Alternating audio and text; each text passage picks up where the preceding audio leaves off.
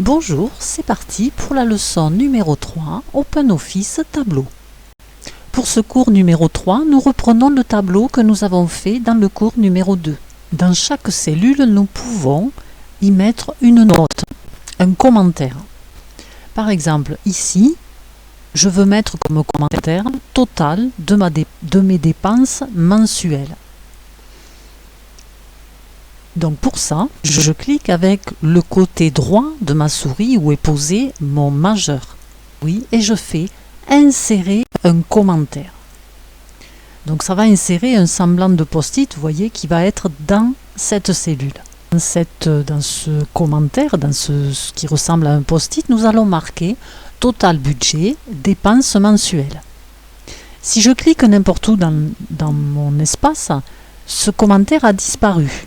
Je reviens sur ma cellule et ce commentaire réapparaît.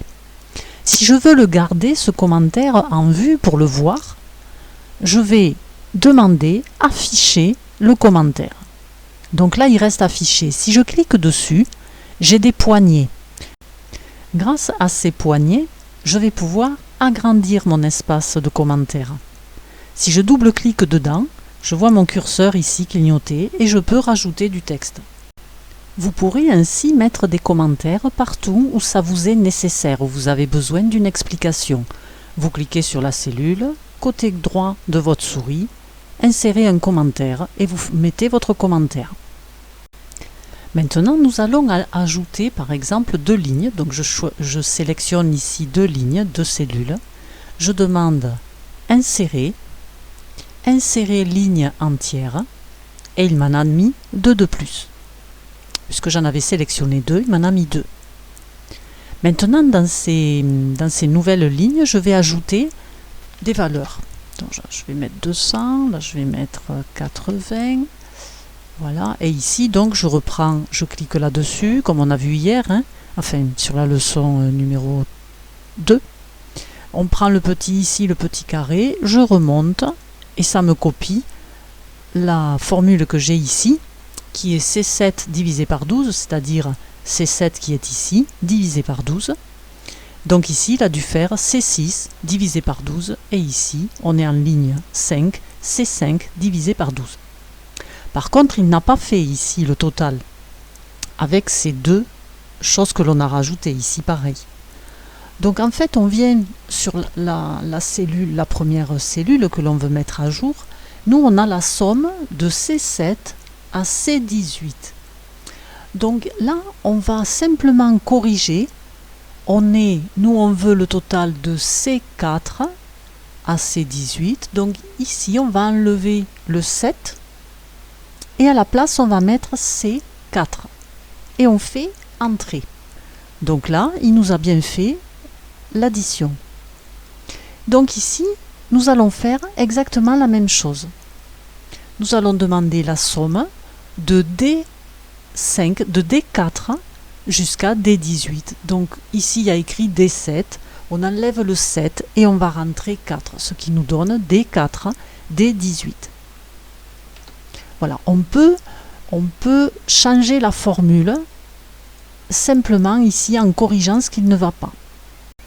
Maintenant, nous allons enlever ces lignes que nous avons ajoutées jusqu'ici. Donc on va faire supprimer les lignes entières. OK. Donc là, il a supprimé les lignes et il a bien fait les calculs. Sauf que notre formule n'est pas juste. Il a gardé C4, C11, alors que nous sommes C5, C11. Donc on se met devant le 4, on efface le 4 et on met un 5, puisque c'est C5. Et on fait Entrée. On va sur la cellule d'à côté et on fait la même manipulation. On se met devant le 4, D4, on se met devant le 4, on enlève le 4 et on met un 5 à la place. Maintenant, nous pourrions par exemple venir sur cette cellule ici et demander quelle est la différence sur l'économie mensuelle que je fais et ce que je dépense vraiment. Donc c'est une soustraction. Donc ici, vous marquez égal ces 500 €, c'est-à-dire cette cellule qui est en B3, moins, vous saisissez au clavier, cette cellule qui est mon total des dépenses réelles. Donc il me dit que j'ai une différence en positif de 116,67. Donc nous venons de voir comment corriger une formule sans être obligé de la reformuler. Maintenant, nous allons vouloir imprimer ce document. Donc nous allons sélectionner ce que l'on veut imprimer, c'est-à-dire tout ceci, et nous voulons surtout voir notre commentaire. On sélectionne, on demande aperçu. Donc là, bien sûr, la feuille est trop courte, donc on ne le voit pas. On va mettre notre feuille dans l'autre sens, en paysage. On va le laisser aligner horizontalement. On va dire OK. Et donc là, nous voyons notre tableau avec notre commentaire à côté. Maintenant, on peut fermer l'aperçu. Notre commentaire, nous pouvons le déplacer. Je clique dessus, je reste cliqué et je le déplace où je veux sur ma feuille. Puisqu'ici, j'ai la petite flèche qui me montre de quelle cellule il s'agit. Si vous en aviez plusieurs, vous seriez obligé de vous organiser si vous vouliez tous les voir. Maintenant, ce commentaire, je voudrais le fermer, ne plus le voir.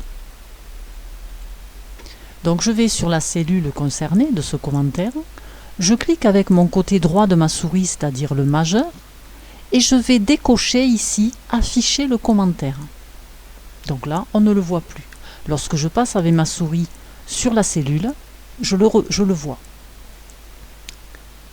Si je m'en éloigne, je ne le vois plus. Et si je veux le garder, donc je fais « Afficher le commentaire ». Vous pourriez maintenant vouloir supprimer ce commentaire. Voyez sur la cellule où vous avez votre commentaire, on a un petit carré rouge ici. Lorsqu'on va supprimer le commentaire, donc c'est ici, je fais supprimer, je n'ai plus le petit carré rouge ici. Donc nous avons supprimé le commentaire. Maintenant, nous allons préparer notre budget pour l'année d'après. Donc on va par exemple dire que notre colonne E, ça va être l'année suivante.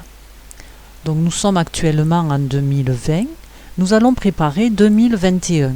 Donc nous allons marquer ici 2021. Donc cette colonne, nous allons la colorer tout de suite. On va la mettre en gris.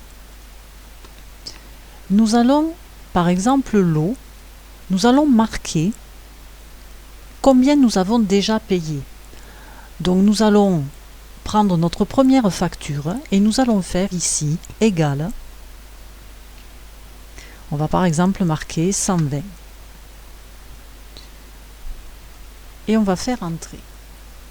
Donc le fait d'avoir mis égal devant 120, lorsque vous recevrez votre prochaine facture, vous pourrez vous mettre devant tout simplement 120 et faire plus, par exemple 100. Et vous ferez entrer et ça fera automatiquement le total.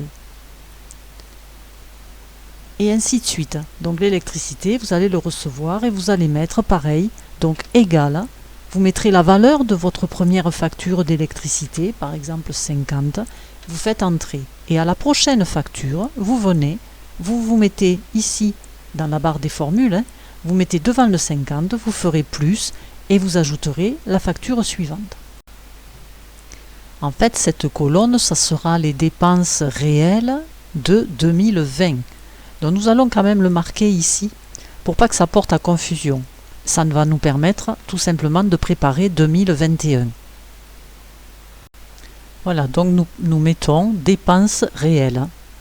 On va rajouter 2020, on rajoute l'année. Voilà. OK. Donc c'est pour préparer 2021. Donc en fait, même 2021, ça porte à confusion. On va l'enlever aussi. Cette colonne, qui est donc la prévision pour le calcul du budget de l'année d'après, nous allons la cacher. Donc on clique ici sur le nom de cette colonne, c'est-à-dire E.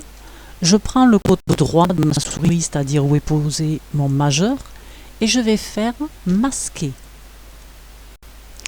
Pour la faire réapparaître, vous êtes entre D et F, vous êtes ici, vous double-cliquez et ça vous réouvre votre colonne. Comme d'habitude, vous n'oubliez pas d'enregistrer votre travail avant de quitter. Ce cours numéro 3 est arrivé à sa fin. Je vous souhaite une bonne fin de journée et je vous dis à bientôt pour le cours numéro 4.